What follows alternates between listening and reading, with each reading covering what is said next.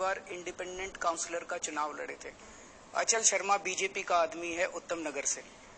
अचल शर्मा बुरी तरह से हार गया। मैं अचल शर्मा की नहीं पूछ रहा, माफिया तो ये है जिनको आपने टिकट दिया है। बात तो बता दूं आपको।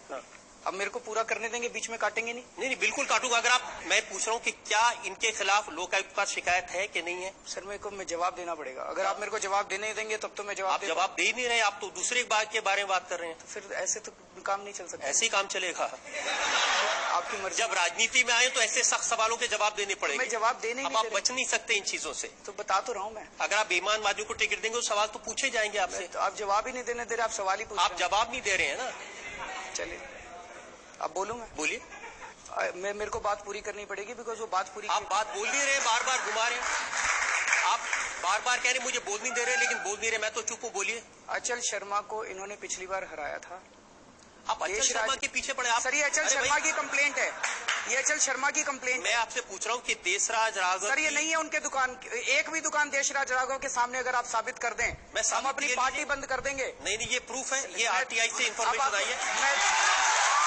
ये प्रूफ है।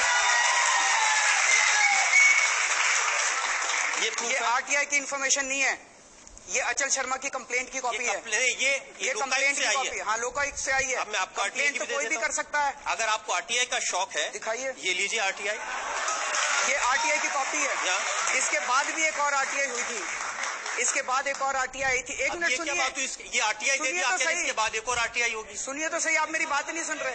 ये जो आरटीआई आई थी, एक मिनट।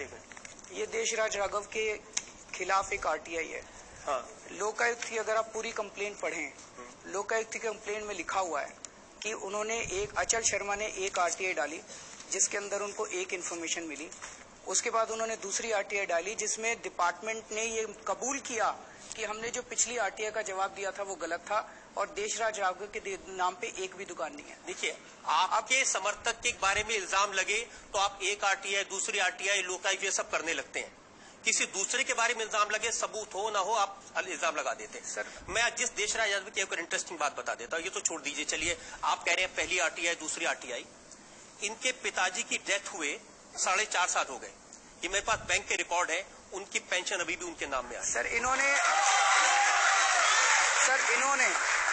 देशराज राघव ने